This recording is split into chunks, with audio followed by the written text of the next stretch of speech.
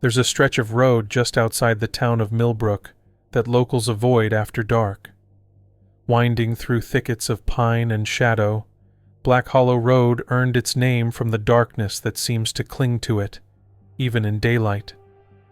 At the very end of this forgotten road stands a crooked old butcher shop, Carter's Meats, a relic from the past that somehow never closed its doors.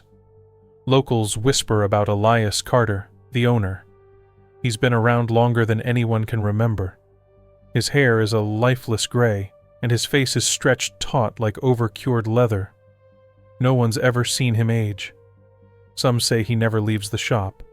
Others say he doesn't need to. His meats are too fresh, too perfect. Most people don't dare eat from Carter's, but the desperate, the poor, the hungry, they don't ask questions when a pound of sirloin costs less than a gallon of gas. Caleb Monroe was a curious man. A freelance journalist, he had a nose for small-town mysteries, the sort that got buried under years of folklore. When he stumbled on rumors of Black Hollow Road, he was intrigued. Disappearances, the butcher with no known supplier, meat of unknown origin. It all pointed to something sinister. "I'll only be a few days," he told his girlfriend, Marla. "Just want to dig around, take a few pictures, ask a few questions." "Just be careful," she said. "I've got a bad feeling about this one." He kissed her forehead. "They're just stories." But some stories are warnings. Millbrook was the kind of town where outsiders were noticed. Caleb found that out quickly. Everyone looked at him like he didn't belong, and they were right. But when he mentioned Carter's Meats, the looks turned colder. "You don't want to go messin' with that place," warned the bartender at Rusty's saloon. "Folks who snoop around Carter's, they don't come back." "I just want to interview Mr. Carter," Caleb said. The bartender chuckled bitterly. "Interview the devil while you're at it." That night, Caleb couldn't sleep. His motel room creaked with every gust of wind. He thought about the things he'd heard. The missing persons, the strange meat, the butcher who looked like death wearing a human mask. The next morning, Caleb drove to Black Hollow Road. The trees formed a tunnel overhead, blotting out the sun. The GPS lost signal halfway in. As the road narrowed, his tires crunched gravel, and then he saw it. Carter's Meats. The shop looked like it had been forgotten by time. Wooden boards were dark with age. A blood-red sign hung crookedly over the door. A bell jingled softly as he stepped inside.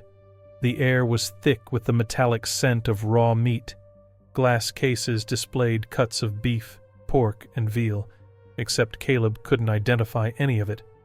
None of it looked quite right. A man emerged from the back, Elias Carter. "Can I help you?" His voice was gravelly, like a shovel dragging through earth. "I'm Caleb Monroe," he said, offering a handshake. Carter ignored it. "I'm doing a story on local businesses," Caleb continued. "Would you mind answering a few questions?" Carter stared. Then slowly, he smiled. "Follow me," he said. Carter led him through a door marked Private, down a hallway lined with knives, dozens of them, blades of all sizes, gleaming under dim lights. "You live here?" Caleb asked, trying to sound casual. "I never leave," Carter replied. They entered a small office. A single bulb swung from the ceiling. The walls were covered in yellowed newspaper clippings, missing person reports, dozens, maybe hundreds. Caleb's stomach turned. "Is this some kind of tribute?" he asked. Carter grinned. "You could say that." He moved behind Caleb so fast he didn't have time to react. Something slammed into the back of his head. Everything went black. Caleb woke in darkness. Cold. Metal shackles bit into his wrists. The air smelled of blood and ammonia.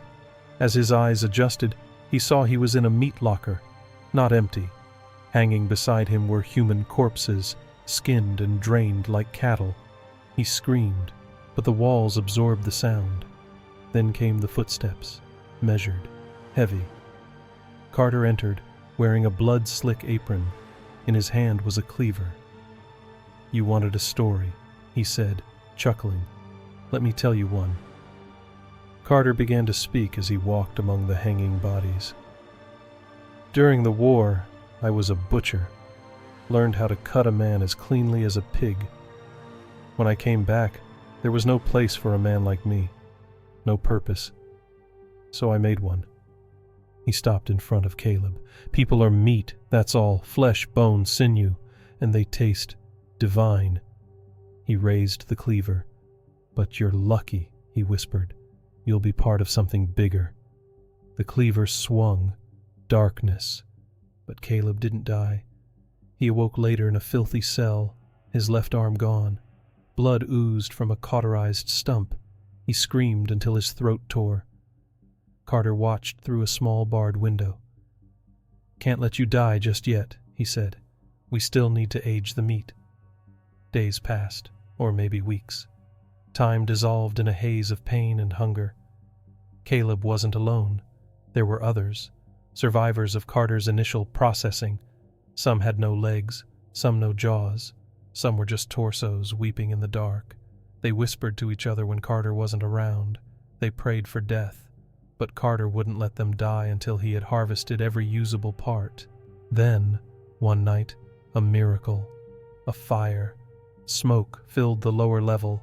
Screams echoed from the upper floor. Someone had set the shop ablaze. Carter ran up to stop it, leaving the cell door unlocked. Caleb crawled, bleeding and delirious, through the smoke-choked corridors. He found a stairwell and dragged himself upward. When he burst into the main shop, the fire had eaten the walls.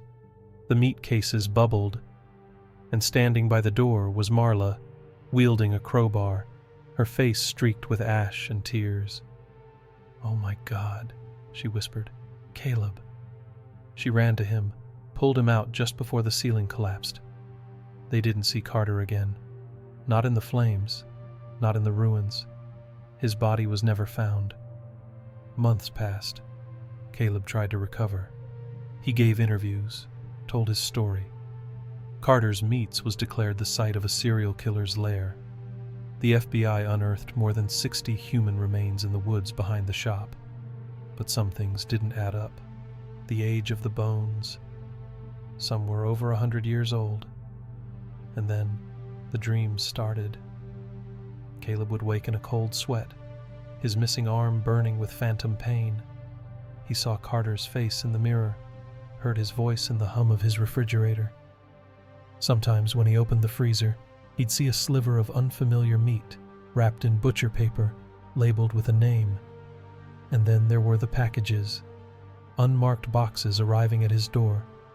Inside, meat, cold, red, fresh, and always a note, in spidery handwriting, "You're one of us now."